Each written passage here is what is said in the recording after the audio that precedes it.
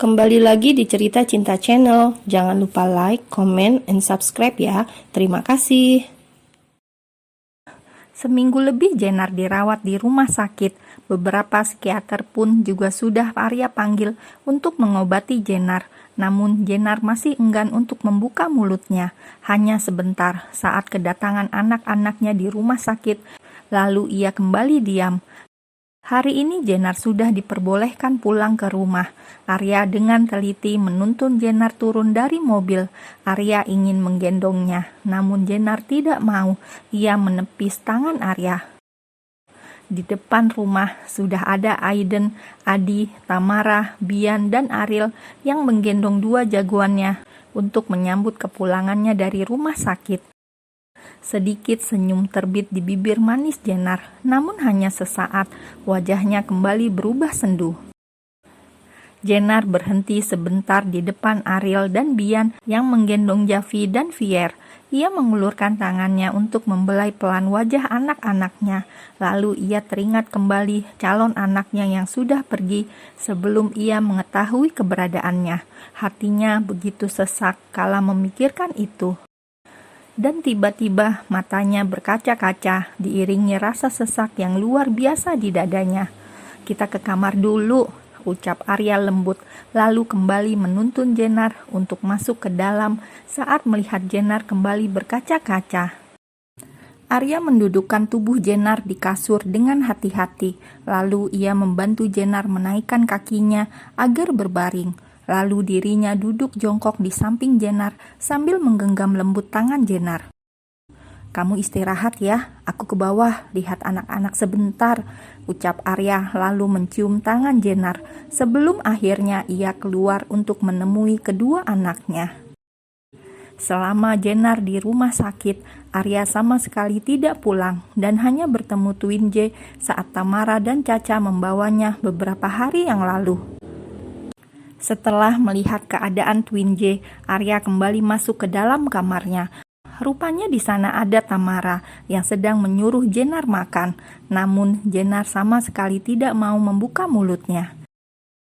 "Biar Arya mah," ucap Arya yang tiba-tiba membuat Tamara terkejut. Pasalnya ia tidak menyadari kapan Arya masuk ke dalam kamar. "Kamu harus makan ya sayang, Mama mohon, pikirkan Javi dan Javier. Mereka masih sangat kecil dan sangat membutuhkan maminya," ucap Tamara lembut sambil mengusap wajah Jenar. Sedari tadi Tamara memberikan nasihat untuk Jenar. Tamara memberikan motivasi-motivasi agar Jenar segera sembuh dan bangkit kembali. Sebenarnya Tamara juga kasihan pada Arya. Namun rasa kecewanya juga besar terhadap anak keduanya itu. Makanya Tamara memutuskan untuk mendiamkannya sesaat sampai Jenar pulih. Saat Jenar sudah mulai memaafkan Arya, di situ ia dan Adi sepakat akan memaafkan Arya juga. "Sayang," panggil Arya lembut sambil mendudukkan dirinya di samping Jenar. "Apa kamu mau tidur dengan anak-anak? Aku bawa anak-anak kemari, mau?" tanya Arya selembut mungkin. Jenar hanya menatap Arya diam, lalu ia memejamkan matanya sesaat, lalu kembali memalingkan wajahnya lagi. Jenar pun segera merebahkan tubuhnya dan memunggungi Arya, membuat Arya menghela nafasnya kasar. "Sampai kapan kamu akan menghukumku seperti ini sayang?" lirih Arya sambil menatap punggung Jenar. Jenar menatap Arya yang tengah tertidur pulas di sampingnya. Tangan Jenar mengulur ingin menyentuh wajah Arya, namun kembali ia urungkan saat melihat pergerakan dari Arya. Jenar segera menutup matanya seolah ia masih tertidur. Jenar sangat merindukan Arya. Ia memang sakit hati atas pertengkaran dengan Arya waktu itu. Namun Jenar juga menyadari bahwa itu tak sepenuhnya kesalahan Arya. Saat ini, Jenar masih terjebak dalam penyesalan yang sangat dalam. Andai ia tidak mendiamkan Arya, andai dia bisa lebih dewasa dan tidak mudah cemburu. Pasti ini semua tak akan terjadi. Harusnya ia bisa membicarakannya baik-baik dengan Arya. Bukankah rumah tangga itu tentang dua hati dan dua pikiran yang bersatu? Lalu, bila suami istri hanya memikirkan hatinya sendiri-sendiri tanpa memikirkan hati pasangannya, untuk apa? Dan juga bukankah harusnya mereka saling percaya, bukan malah saling menuduh? Hati Jenar begitu sesak kala memikirkan hal itu. Akibat kebodohannya, ia kehilangan calon buah hatinya. Harusnya Jenar bisa mempertahankan anaknya. Andai Jenar tahu lebih awal bahwa dirinya tengah hamil, pasti ia akan menjaganya lebih baik lagi. Jenar kembali terisak, membuat Arya langsung membuka matanya panik dan langsung duduk. "Sayang," panggil Arya pelan. Ia mengira bahwa Jenar tengah bermimpi buruk, sehingga ia terisak di tengah tidurnya.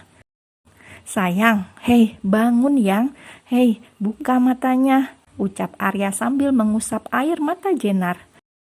Bukan membuka mata, Jenar malah semakin terisak. Jenar sangat ingin dipeluk oleh Arya, namun ia enggan untuk berbicara. Lidahnya terasa keluh dan suaranya seperti tercengat di tenggorokan.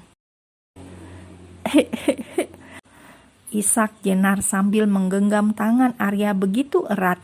"Sayang, kamu kenapa? Hei, bangun yang. Itu hanya mimpi, bangunlah," ucap Arya lembut. Lalu ia kembali membaringkan tubuhnya dan langsung memeluk Jenar.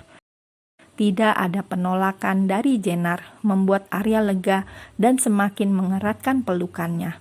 Jenar pun yang ingin memeluk Arya tidak menyia-nyiakan kesempatan itu.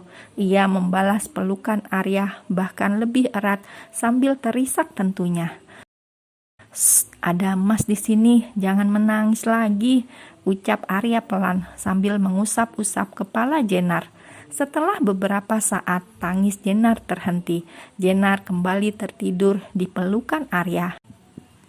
"Mas akan berusaha menjadi suami yang lebih baik lagi buat kamu. Mas janji akan memperbaiki semuanya. Maafkan Mas sayang," ucap Arya pelan. Jenar masih bisa mendengar ucapan Arya.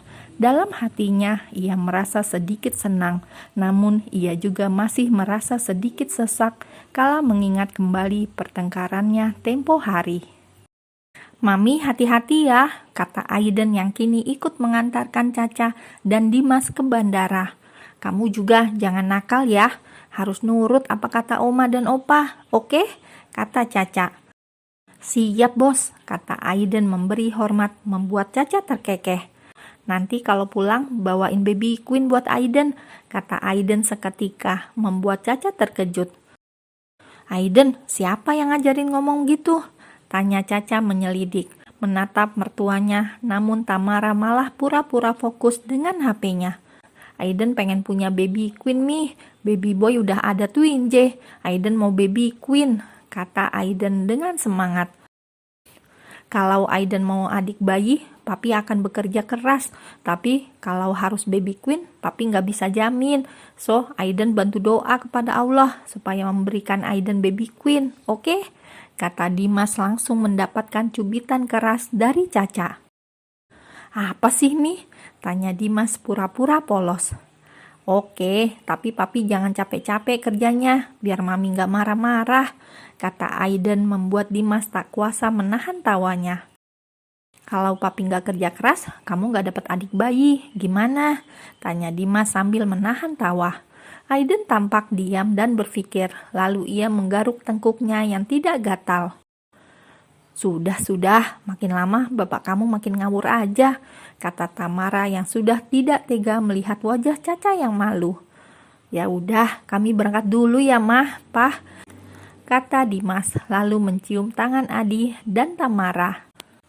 Setelah menempuh perjalanan kurang lebih 16 jam, kini Caca dan Dimas telah sampai di sebuah hotel yang begitu mewah dan mahal yang berada di Italia.